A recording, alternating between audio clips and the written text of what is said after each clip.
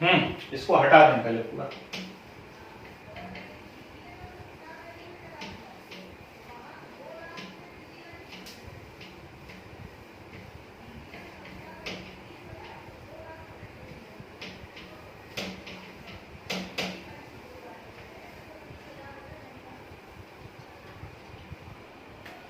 चलिए, तो आज हमें क्या डिस्कस करना है? मॉडर्न पीरियोडिक टेबल के डिटेल मैंने आप लोगों को पढ़ा दी है। मॉडर्न पीरियोडिक टेबल के डिटेल के साथ हम लोगों ने क्या डिस्कस कर लिया है, वो बनाया कैसे जाता है, चार्ट जो है मॉडर्न पीरियोडिक टेबल का, ये पिछली क्लास में, पिछले वीडियोस में हम लोगों ने सीख लिया है। आज हमें डिस्कस करना है पीरियोडिक प्रॉपर्टीज। तो एक छोटी सी टर्म हमने 10th स्टैंडर्ड में भी देखी हुई है, पढ़ी हुई है, वो है पीरियोडिसिटी इन प्रॉपर्टीज। और पीरियोडिसिटी इन प्रॉपर्टीज का मतलब हम लोग अच्छे से समझते हैं।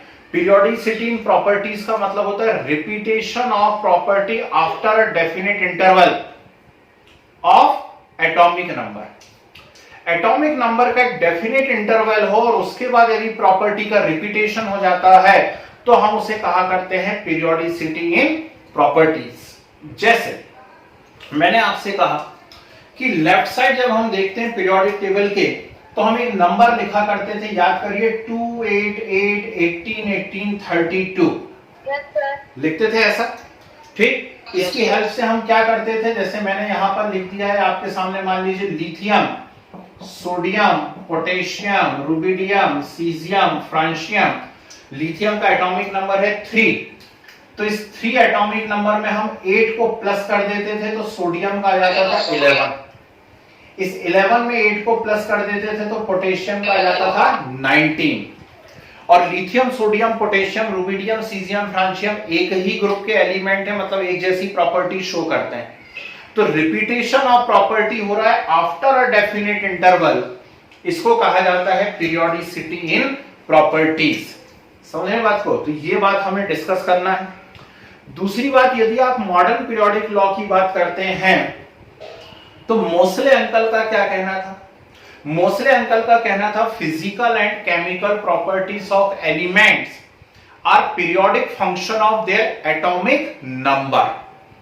मतलब जो वेरिएशन आ रहा है प्रॉपर्टीज के अंदर, फिजिकल या केमिकल प्रॉपर्टीज के अंदर जो वेरिएशन आ रहा है, वो कहीं ना कहीं किस पे डिपेंड कर रहा है? एटॉमिक नंबर पे डिपेंड कर रहा है। ठीक है ना? तो periodic function of their atomic number, atomic number के अकॉर्डिंग क्या हो रहा है? प्रॉपर्टीज में चेंजेस आ रहे हैं।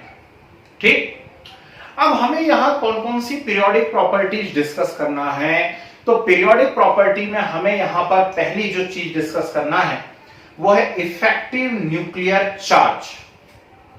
Effective nuclear charge. दूसरी बात डिस्कस करना है atomic radius. Third is ionisation energy.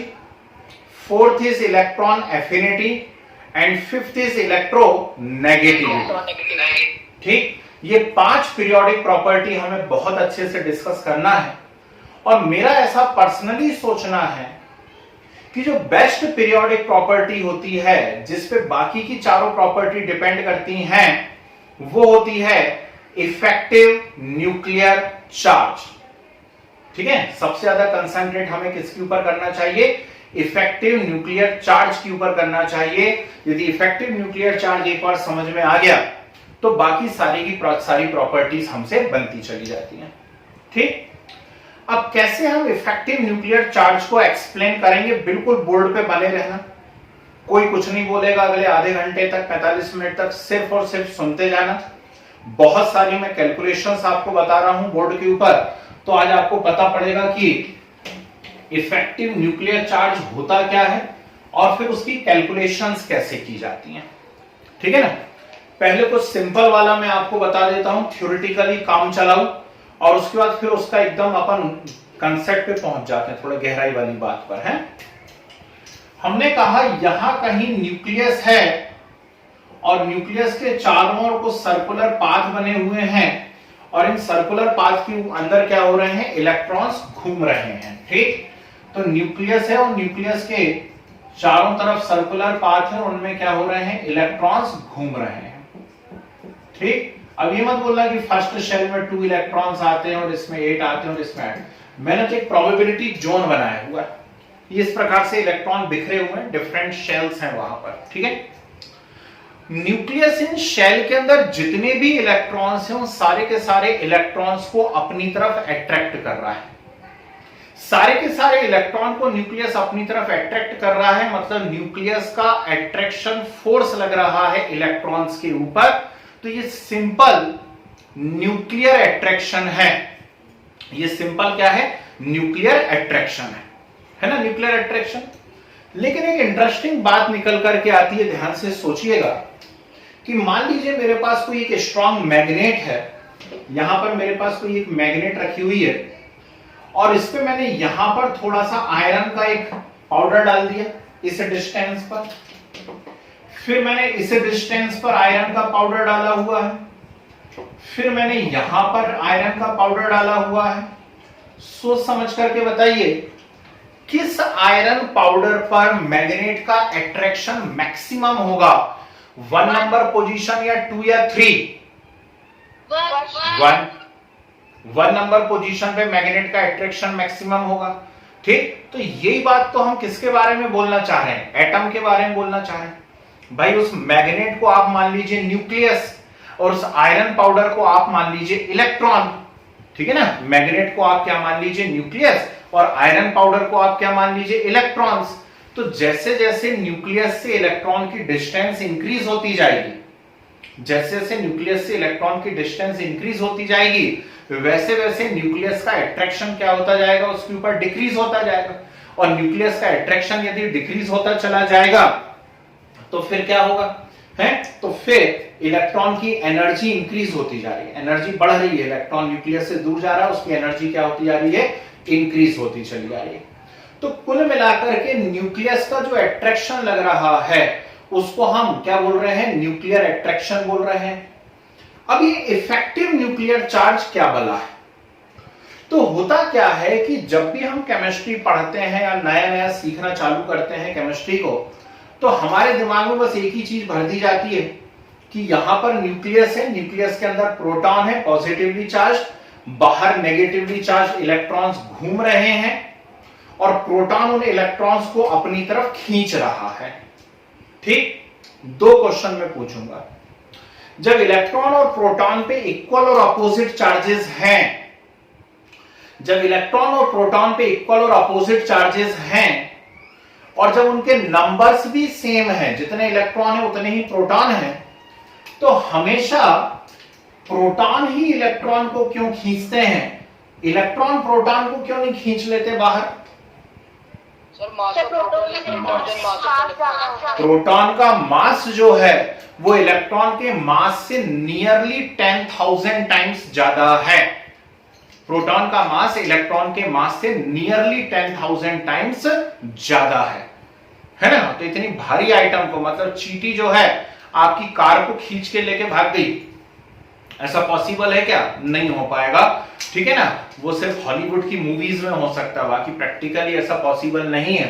तो इसीलिए इलेक्ट्रॉन प्रोटॉन को बाहर नहीं खींच लेते, नहीं तो न्यूक्लियस निकल के ऐसा बाहर जाए कोने पे, पहली बात। दूसरी बात, हम हमेशा यही सोचते रहते हैं कि इलेक्ट्रॉन अंदर खींच रहे, इलेक्ट्रॉन अंदर खींच रहे, इलेक्ट्रॉन अंदर खींच रहे। लेकिन रियलिटी में क्या होता है? रियलिटी में यह होता है कि इन इलेक्ट्रॉन्स पर 2 टाइप के फोर्स हमेशा वर्क करते रहते हैं। कौन से 2 टाइप के फोर्स हमेशा वर्क करते रहते हैं इन इलेक्ट्रॉन्स के ऊपर? जरा ध्यान से सुनिएगा कि ये जो इलेक्ट्रॉन है, मान लीजिए यहां कहीं कोई इलेक्ट्रॉन है, इस इलेक्ट्रॉन पे न्यूक्लियर अट्रैक्शन लग रहा है तो ये अंदर तरफ खींच रहा है। लेकिन साथ साथ जो अंदर तरफ इलेक्ट्रॉन्स हैं पहले से, जो अंदर तरफ इलेक्ट्रॉन्स हैं पहले से, वो इलेक्ट्रॉन इसके ऊपर क्या कर रहे हैं? इसके ऊपर एक रिपल्शन फोर्स भी तो लगा रहे हैं, नहीं लगा रहे? तो क्या सिर्फ और सिर्फ अट्रैक्शन ही होता चला जा रहा है? नहीं, इनर इलेक्ट्रॉन उसके ऊपर एक रिपल्सिव फोर्स भी लगा रहे हैं। तो इनर इलेक्ट्रॉन जब रिपल्सिव फोर्स लगा रहे हैं तो बताइए हम जितना एक्सपेक्ट कर रहे हैं, क्या इस इलेक्ट्रॉन पे एक्चुअली उतना ही फोर्स लग पाएगा क्या? नहीं, इस इलेक्ट्रॉन के ऊपर एक्चुअल उतना फोर्स नहीं लग पाएगा, इस पे रिड्यूस्ड न्यूक्लियर अट्रैक्शन फोर्स लगेगा। क्या लगेगा? Reduced nuclear attraction force, and this reduced nuclear attraction is known as effective nuclear charge. है ना? इसको एक सिंपल एग्जांपल से हमने समझने की कोशिश की थी कि मान लीजिए न्यूक्लियस उस इलेक्ट्रॉन को खींच रहा है 100 न्यूटन से। कितने से खींच रहा है? 100 न्यूटन से खींच रहा है, और जो रिपल्सिव फोर्स लग रहा है वो 20 न्यूटन का है। तो एक्चुअल उस इलेक्ट्रॉन के ऊपर अट्रैक्शन फोर्स कितना लगा? है ना? तो एक्चुअल उस इलेक्ट्रॉन के ऊपर अट्रैक्शन फोर्स लगा 100 माइनस 20, दैट इज 80 न्यूटन। समझ रहे बात को?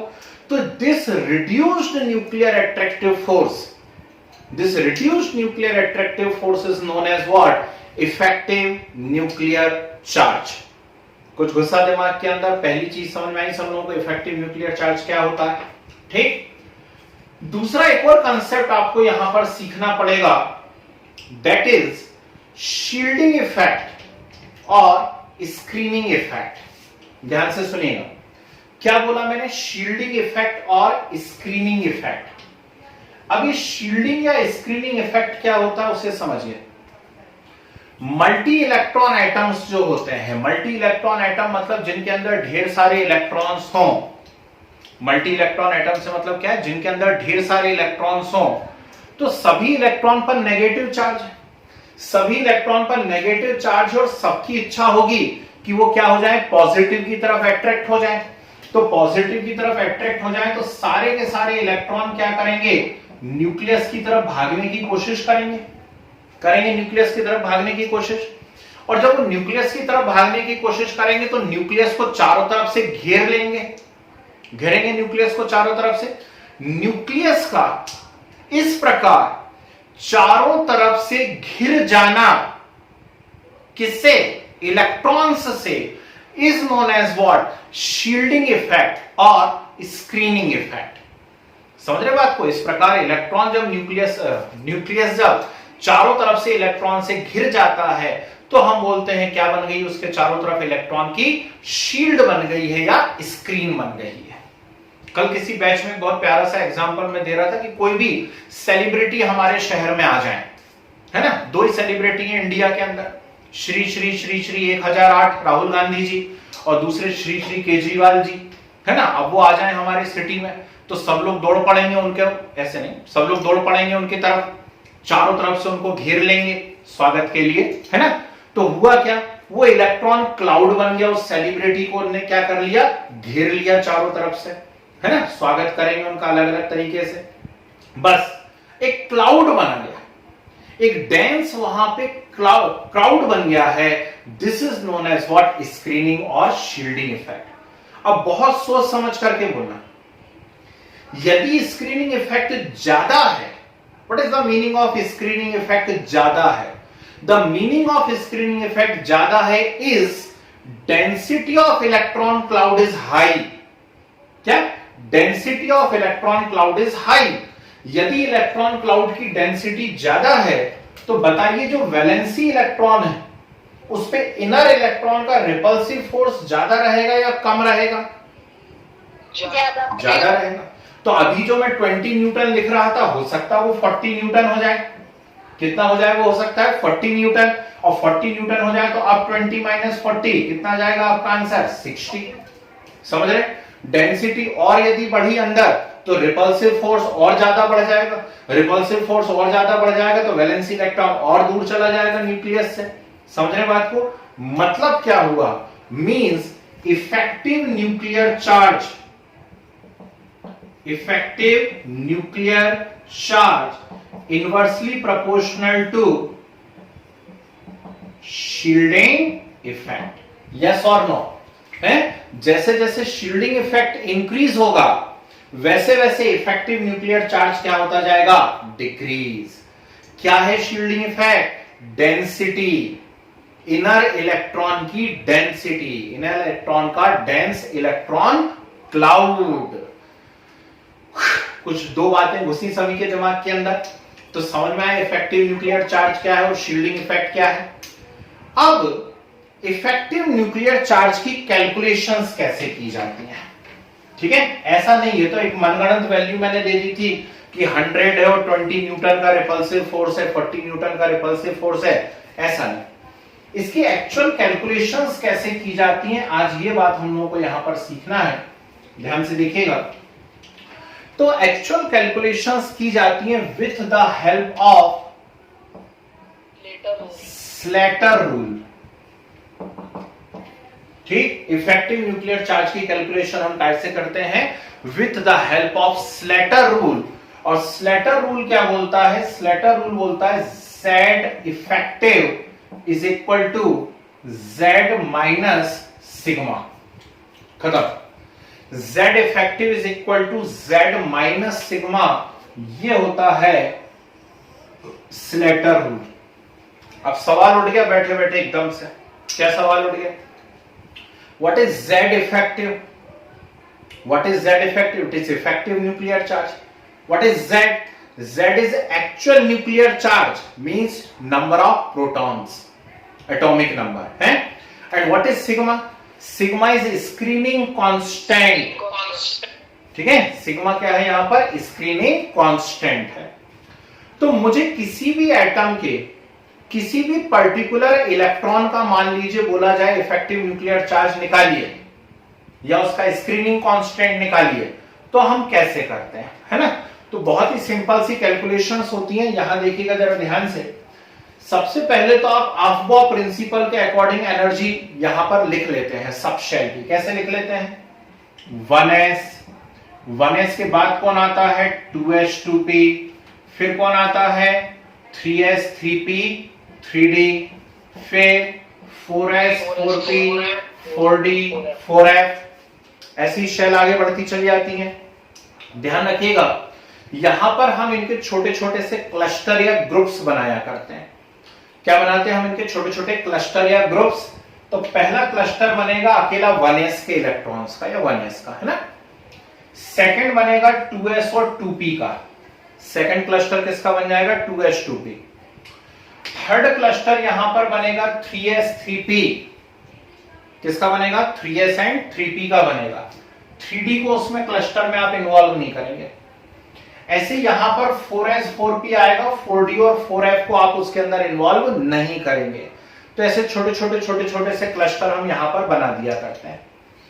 अब जब कैलकुलेशन हम करते हैं, किसकी कैलकुलेशन करना है हमें, सिग्मा की, स्क्रीनिंग कांस्टेंट। इसका मेजरमेंट किया कैसे जाता है स्क्रीनिंग कांस्टेंट का, तो बहुत ध्यान से देखिए, मैं 2-3 अलग अलग टाइप से बताने की कोशिश करता हूं। यहां न्यूक्लियस है, न्यूक्लियस के बाहर ये शेल है, ये शेल, ठीक। जो आउटर मोस्ट शेल रहेगी, आउटर मोस्ट वो किसी भी नंबर की हो, n नंबर मान लो, है ना। तो जो आउटर मोस्ट शेल रहेगी, उस आउटर मोस्ट शेल के लिए, मतलब nth शेल के लिए स्क्रीनिंग कांस्टेंट की वैल्यू होती है 0.35। कितनी होती है, 0.35। आउटर मोस्ट शेल, है ना, या nth शेल के लिए स्क्रीनिंग कांस्टेंट की वैल्यू कितनी होती है, 0.35। ठीक, अंदर आप आएंगे तो n से अंदर आएंगे, हम बाहर से अंदर तरफ आ रहे हैं, ध्यान रखना। तो n से अंदर आएंगे तो आपका सामना होगा n-1। n-1 के लिए स्क्रीनिंग कांस्टेंट की वैल्यू कितनी होती है, 0.85। कितनी होती है, 0.85। और फिर n-2, n-3, n-4, n-5 जो भी बनेंगे एंड सो ऑन, इन सभी के लिए स्क्रीनिंग कांस्टेंट की वैल्यू कितनी होती है, 1111।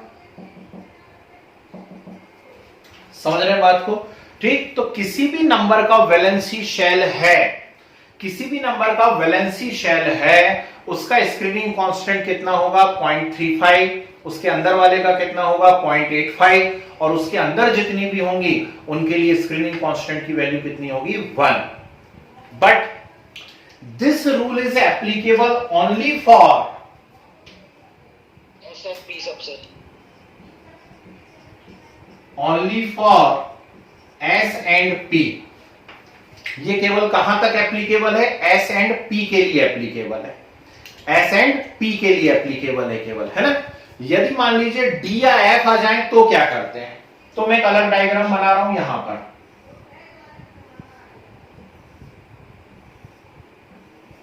ऐसा कुछ है, ये आउटर मोस्ट शेल है, आउटर मोस्ट शेल है यानी ये nth नंबर की शेल है। फिर इसके बाद क्या आ रहा है n-1, फिर n-2, n-3, n-4 and so on, कितनी भी आ सकती है, हम तो क्या एग्जांपल लिख रहे हैं। यदि D एंड F इन्वॉल्व हैं, फॉर D एंड F, तो फिर n की वैल्यू आप कितनी रखते हो, जल्दी से बताओ, 0.35। और अब n-1, n-2, n-3 इनकी वैल्यू कितनी रखते हैं, 1। इन सभी की वैल्यू आप कितनी रखते हो, 1। क्या वैल्यू रखते हो, क्या करते हो, कुछ समझ में तो आ नहीं रहा, जाने क्या क्या बोल रहे हैं कि n के लिए 0.35 रख देना, n-1 के लिए 0.85 रख देना, है ना, बाकी सबके लिए 1 1 1, अरे क्या रख देना, मैं बता रहा हूं करके, ठीक है। मैं आपको 4-5 एग्जांपल्स बताता हूं और फिर आप मुझे कुछ करके बताओगे, ओके। 4-5 एग्जांपल्स मैं करके बताता हूं आपको, देखिए ध्यान से। एग्जांपल 1, बोरॉन दे देता हूं, boron, atomic number 5, electronic configuration क्या बनेगा, 1s2 2s2 2p1। बिल्कुल सिंपल एग्जांपल से चालू कर रहे हैं हम लोग। बोरॉन से क्या बना, 1s2 2s2 2p1, हो गया। मुझे किसके लिए कैलकुलेट करना है, इफेक्टिव न्यूक्लियर चार्ज बोरॉन के लिए निकालना। तो मुझे सबसे पहले देखना है आउटर मोस्ट इलेक्ट्रॉन, इसका स्क्रीनिंग कांस्टेंट निकालना है। क्या निकालना है, स्क्रीनिंग कांस्टेंट यानी सिग्मा। कैसे करूंगा, बोर्ड पे देखिए, इस इलेक्ट्रॉन के लिए मेजर करना है, इस इलेक्ट्रॉन के लिए मेजर मुझे, ठीक। तो मैं देखूं ये शेल कौन कौन सी है, ये सेकंड नंबर की शेल है, मतलब ये इस क्लस्टर में आ गई, ये दोनों हो गई। तो ये कौन से नंबर की शेल हो गई, nth नंबर की। कौन से नंबर की शेल का हो गया, आप इसे nth, बाहर से अंदर आना हमेशा है। तो ये वाली जो शेल है, चलिए जल्दी से बोलिए, कौन सी कहलाएगी, n-1 कहलाएगी, n-1, ठीक। अब nth नंबर की जो शेल है उसमें इलेक्ट्रॉन कितने हैं, टोटल तो 3 है, लेकिन एक इलेक्ट्रॉन के लिए तो हमें मेजर करना है, तो अब बचे केवल कितने इलेक्ट्रॉन, 2 बचे, 2 इलेक्ट्रॉन। और nth शेल के लिए आपको वैल्यू कितनी रखनी है, यहां देखना कितना लिखा है, 0.35, ठीक। तो क्या कर दोगे, 0.35 इंटू 2 प्लस यहां कितने इलेक्ट्रॉन है, 2 इलेक्ट्रॉन। ये कौन सी शेल के हैं, n-1, ठीक। तो अब n-1 के लिए कितना रखना है हमको, 0.85 रखना है, 0.85। तो कितने इलेक्ट्रॉन है, 2, तो 0.85 इंटू 2। आगे बात समझ में, ये किसकी वैल्यू आ गई, यहां पर स्क्रीनिंग कांस्टेंट या सिग्मा की वैल्यू आ गई। सॉल्व कर लोगे या फिर मैं ही बताऊं, है ना। 5 minus 2.4, कितना, 5 minus 2.4, 5 माइनस, अरे इसको बताओ, 2.4 आ रहा है 2.4 सर, कितना, नहीं यार सर, पक्का, चलो ठीक है मान लेता हूं, ये 2.4 आ रहा है सिग्मा। अब मुझे क्या चाहिए, Z इफेक्टिव। तो Z इफेक्टिव क्या होता है, Z इफेक्टिव होता है Z माइनस सिग्मा। Z मतलब क्या, एटॉमिक नंबर। तो बोरॉन का एटॉमिक नंबर कितना है, 5 माइनस 2.4, क्या 5 minus 2.4। I think your correct answer is 2.6। तो इफेक्टिव न्यूक्लियर चार्ज कितना आया बोरॉन के लिए, 2.6। जैसे मान लीजिए मैं क्लोरीन की बात करता हूं, सुनो ध्यान से, किसके बारे में बात करें हम, क्लोरीन, ठीक सर जी। सर ये आप जो ग्रुप बना रहे हो वो मतलब कैसे बनाएंगे, शेल वाइज बना रहे हैं। सर इसमें डी और एफ को क्यों नहीं लेते, डी और एफ को इसलिए नहीं लेते, उसका रीजन समझ लीजिए।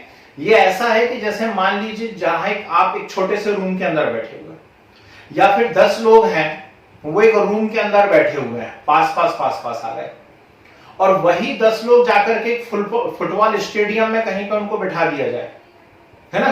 तो नेचुरल सी बात है, बहुत बड़ा स्पेस उनको मिल गया।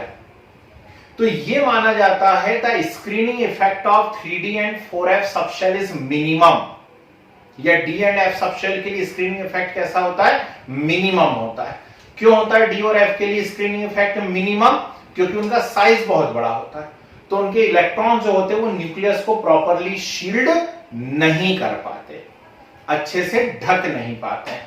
समझ गए बात को? ये आएगा भी कंसेप्ट में, लिखवाऊंगा भी आपको बकायदा। ठीक, अब हमें 3p के किसी एक इलेक्ट्रॉन के लिए, 3p के किसी एक इलेक्ट्रॉन के लिए स्क्रीनिंग कांस्टेंट का मेजरमेंट करना है।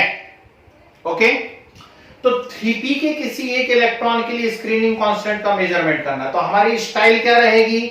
सबसे पहले हम इसमें डिटेक्ट करें कि nth नंबर की शेल कौन सी है।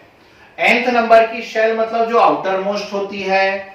आउटर मोस्ट कौन सी है? 3s और 3p है। तो 3s और 3p कौन से नंबर की हो गई? जल्दी से बोल दीजिए, n नंबर की हुई। अब बाहर से अंदर आओ, बाहर से अंदर आओ, तो 2s और 2p कौन से नंबर की है? n-1 है। और बाहर से अंदर आओ, कौन है? 1s। ठीक, बोलिए कौन से नंबर की? जल्दी, n-2। ये बात समझ में आई या नहीं आई? आउटर मोस्ट n नंबर की हो गई, उससे अंदर आए तो n-1, उससे अंदर आए तो n-2। ठीक, अब nth शेल में टोटल नंबर ऑफ इलेक्ट्रॉन कितने हैं? 7।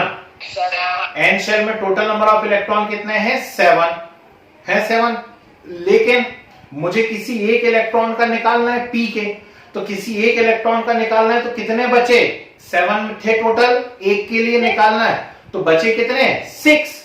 ठीक, और nth शेल के लिए वैल्यू कितनी होती है? 0.35 होती है। तो मुझे क्या करना पड़ेगा? 0.35 इंटू 6, बोलो हाँ।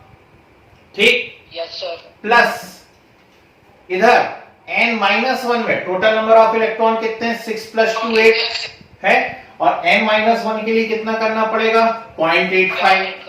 ठीक, तो 0.85 इंटू 8 प्लस, और अंदर n-2 शेल, n-2 शेल में कितने इलेक्ट्रॉन है? 2, और 2 n-2 के लिए अब कितनी है उसकी स्क्रीनिंग कांस्टेंट की वैल्यू? 1। ठीक, तो क्या करना पड़ेगा आपको? 1 इंटू 2।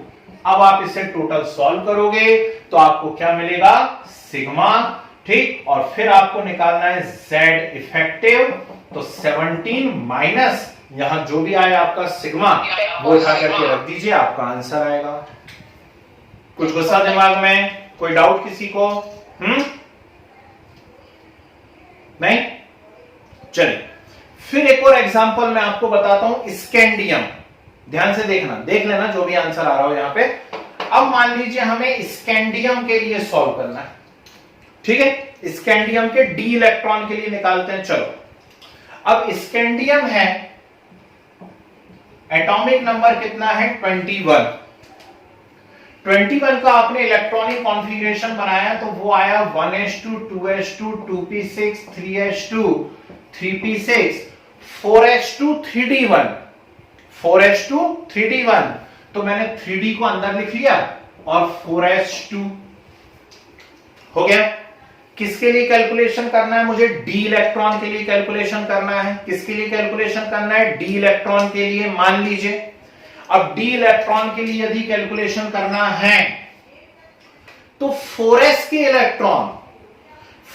इलेक्ट्रॉन बोलो अंदर तरफ है या बाहर तरफ है? बोल के बताओ मुंह से। बाहर तरफ है। क्या बाहर वाले इलेक्ट्रॉन उस पर रिपल्शन करेंगे क्या? नहीं, स्क्रीनिंग कांस्टेंट तो अंदर वाले इलेक्ट्रॉन के लिए निकलता है। फिर से सुनो स्टेटमेंट, स्क्रीनिंग कांस्टेंट तो अंदर वाले इलेक्ट्रॉन के लिए निकलता है, बाहर वाले इलेक्ट्रॉन थोड़ी ना उसको कोई रिपल करने वाले कैसे दबा रहे, धक्का मार के न्यूक्लियस तरफ जा, है ना। तो हमारे लिए ये दो इलेक्ट्रॉन यूजलेस हो गए, इन इलेक्ट्रॉन के लिए हम कोई कैलकुलेशन नहीं करेंगे। समझ गए बात को? वो हो गए यूजलेस। अब आप कहां आ गए हैं? डी वाले पे आ गए। यदि डी वाले पर आप आ गए हैं तो यहां पे आपको ग्रुपिंग करना चाहिए। क्या कर देना चाहिए? यहां पर ग्रुपिंग कर देना चाहिए, छोटे छोटे से ग्रुप बना देने चाहिए। तो एक ग्रुप बन गया 1s का, एक बन गया 2s 2p का, और एक किसका बन गया? 3s और 3p का बन गया। आई या नहीं आई बात समझ में? तो किसका बन गया? एक 3s और 3p का बन गया, बना 3s 3p का। अब 3d में एक अकेला इलेक्ट्रॉन है, उसको कौन सी शेल मानोगे आप? nth shell. कौन सी शेल मानोगे? nth शेल मानोगे। ठीक, और उसमें जो एक अकेला इलेक्ट्रॉन है उसी के लिए तो हम कैलकुलेशन कर रहे हैं, उसी के लिए तो हम कैलकुलेशन कर रहे हैं। ठीक, मान लो 2 इलेक्ट्रॉन कर देता हूं, चलो थोड़ा सा आगे बढ़ा देता हूं, मैं यहां पर टाइटेनियम ले लेता हूं, एटॉमिक नंबर 22 करते हैं। ठीक, और इसका इलेक्ट्रॉनिक कॉन्फ़िगरेशन हो जाएगा 3d2। कैसा हो जाएगा? 3d2 हो जाएगा, 3d2। तो अब 3d के एक अकेले इलेक्ट्रॉन के लिए मुझे कैलकुलेशन करना है। किसके लिए कैलकुलेशन करना है? 3d के एक अकेले इलेक्ट्रॉन के लिए। तो ये 3d जो है ये कौन सी शेल कहलाएगी? यहां पर याद रखना, nth शेल। कौन सी कहलाएगी? nth shell. और बाकी जो अंदर छोटे छोटे से ग्रुप बने हुए हैं वो क्या होते जाएंगे? n-1, n-2, n-3 ऐसे। ठीक, तो इसे आप क्या कहोगे? n-1, इसे आप क्या कहोगे? n-2, और इसे आप क्या कहोगे? n-3। आई या नहीं आई बात समझ में? ठीक, अब nth शेल में टोटल इलेक्ट्रॉन कितने थे? 2। nth शेल में टोटल इलेक्ट्रॉन कितने थे? 2, और उनमें से एक इलेक्ट्रॉन के लिए हमें कैलकुलेशन करनी है। तो 2 में से एक इलेक्ट्रॉन के लिए कैलकुलेशन करनी, तो बचा केवल एक अकेला, बचा एक अकेला। तो nth नंबर के लिए कितनी वैल्यू रखनी है? अब d यदि आ गया तो nth के लिए वैल्यू कितनी रखनी है? 0.35 रखनी है। तो आप क्या करोगे? 0.35 into 1 plus n-1, n-2, n-3, 0.85। सबके लिए कितना रखोगे? 0.85 कहां है? नीचे देखो ना। ठीक, यदि d आ रहा है nth शेल के लिए निकाल रहे हो तो उसके लिए आप n इक्वल टू कितना रख दोगे? 0.35 रखोगे, 0.35, और फिर n-1, n-2, n-3 सबके लिए कितना रखोगे? 1। ठीक, कितना रखोगे? 1। तो n-1, n-2, n-3 सबके लिए जो स्क्रीनिंग कांस्टेंट है उसकी वैल्यू कितनी है? 1। और total number of electron count करो कितने हैं? तो टोटल नंबर ऑफ इलेक्ट्रॉन है 6 + 2 8, 6 + 2 8 16, एंड +2 18। ठीक, तो क्या करोगे? 1 × 18, समझ गए? ठीक, इसे सॉल्व कर लोगे, सिग्मा आ गया आपका 18.35। Z इफेक्टिव निकालना है, तो Z इफेक्टिव निकालना है तो 22 माइनस 18.35 कर दीजिए, आपका आंसर। कुछ गुस्सा दिमाग में? पक्का? Yes sir. और बता, और देखिए जरा ध्यान से। मान लीजिए हम जिंक की बात करते हैं। ठीक, जल्दी जल्दी देखना। जिंक की बात करते हैं, जिंक का एटॉमिक नंबर है 30। ठीक है, इसके मैं 4s इलेक्ट्रॉन का भी निकाल के बताता हूं और इसके मैं 3d इलेक्ट्रॉन के लिए भी निकाल के बताता हूं। तो जिंक का 30 का इलेक्ट्रॉनिक कॉन्फ़िगरेशन है 1s2 2s2 2p6 3s2 3p6 3d10 4s2। बहुत ध्यान से, सावधानी से, 3d10 4s2। अब आपसे बोल दिया 4s इलेक्ट्रॉन का ही निकालो, कहां पीछे पड़ गया? वो 4s का ही निकालो आप। तो 4s के एक ही इलेक्ट्रॉन का निकालोगे ना, 4s के एक ही इलेक्ट्रॉन का निकालोगे तो एक बच जाएगा, एक बच जाएगा। तो नेचुरल सी बात है, जो एक बचेगा वो कौन सी शेल में कहलाएगा? जल्दी बोलो। n शेल में कहलाएगा, n शेल में। तो फिर जब वो n शेल में हो गया तो ये वाली क्या कहलाएगी? n-1। ये वाली क्या कहलाएगी? n-2। ये वाली क्या कहलाएगी? जल्दी बोलो। n-3 कहलाएगी। किसके लिए निकालना है आपको? s इलेक्ट्रॉन के लिए। सावधानी से, जरा ध्यान से, s इलेक्ट्रॉन के लिए निकालना है। 2 थे, एक के लिए निकालना है, बचा एक। तो एक में कितने से मल्टीप्लाई करोगे? ऊपर देखो 0.35। कितने से करोगे? 0.35। तो 0.35 इंटू 1 प्लस, अब 0.35 वैल्यू ले रहे हो s के लिए, तो n-1 के लिए कितना? 0.85। n-1 के लिए कितना लोगे? 0.85। टोटल इलेक्ट्रॉन कितने हैं? 18 हैं। प्लस और अंदर पहुंचोगे थोड़ा सा, तो थोड़ा सा और अंदर पहुंचोगे तो n-2 n-3, n-2 n-3, अब सबके लिए कितना लोगे? 1 1। n-2 n-3 के लिए कितना लोगे? 1 1। और इलेक्ट्रॉन कितने हैं? 6 2 8 और 2 10 10 इलेक्ट्रॉन्स हैं टोटल हैं। तो क्या करोगे? 1 इंटू 10। सॉल्व कर लेना, ये सिग्मा आएगा आपका, जेड इफेक्टिव आपको निकालते आता है कैसे निकालना है, ठीक है। यही क्वेश्चन में चेंज कर देता, यही क्वेश्चन में चेंज करके आपसे कहता कि डी के इलेक्ट्रॉन के लिए निकालो। किसके लिए निकालो आप? डी के इलेक्ट्रॉन के लिए निकालो, जिंक में ही, ठीक। तो अब आप क्या करते देखना ध्यान से,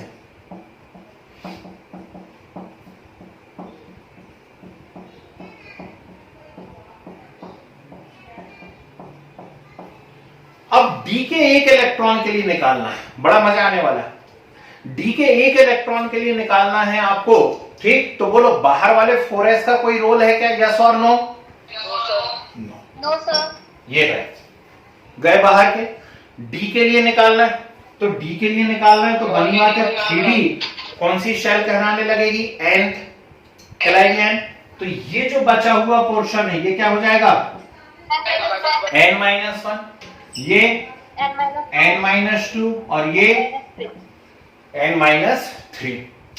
तो nth शेल में टोटल 10 इलेक्ट्रॉन है, एक इलेक्ट्रॉन के लिए आपको निकालना है, तो बचे कितने? 9 बचे 9, कितने से मल्टीप्लाई करोगे? 0.35, ठीक, वेरी गुड। 0.35 इंटू 9 प्लस अंदर n-1, n-2, n-3 सबके लिए अब 1 हो जाएगा, तो टोटल इलेक्ट्रॉन काउंट कर लो, ठीक। 18 आ रहा है, आई थिंक। कितने आ रहे? 18, समझे? तो ये यहां पर मिलेगा अब आपको सिग्मा, और फिर आप जेड इफेक्टिव निकालने के लिए 30 में से सिग्मा को माइनस कर देंगे, आपका क्या आ जाएगा? Z effective, that is effective nuclear charge. कुछ गुस्सा दिमाग में? तो ये कहलाता है भाई स्लेटर रूल, और ये है इसकी कैलकुलेशन, ठीक है। कंफ्यूज नहीं होना है, जब किसी भी डी इलेक्ट्रॉन के लिए निकालना हो तो उस डी इलेक्ट्रॉन में जितने रिमेनिंग इलेक्ट्रॉन रह जाएं उनके लिए 0.35 रख दो, और बाकी अंदर जितना बचा हुआ है सबको n-1, n-2, n-3 मान करके उनकी जगह कितना रख दो? 1। पर यदि किसी एस या पी इलेक्ट्रॉन के लिए निकालना है, ठीक, तो nth शेल, सबसे बाहर वाली जो शेल है, उसमें जितने इलेक्ट्रॉन बचे, जिस इलेक्ट्रॉन का निकालना उसके अलावा जितने बचे उनके लिए कितना रख दोगे? 0.35। उससे ठीक अंदर वाली मतलब n-1 के लिए कितना रखोगे? 0.85, और फिर अंदर जितनी भी बच गई सबके लिए कितना रख दोगे आप? 1, ठीक है। तो ऐसे होता है स्लेटर रूल, और ये कैलकुलेशन की जाती है इफेक्टिव न्यूक्लियर चार्ज की। Is it clear? ठीक। अब किसी को कोई डाउट हो तो बताइए सर।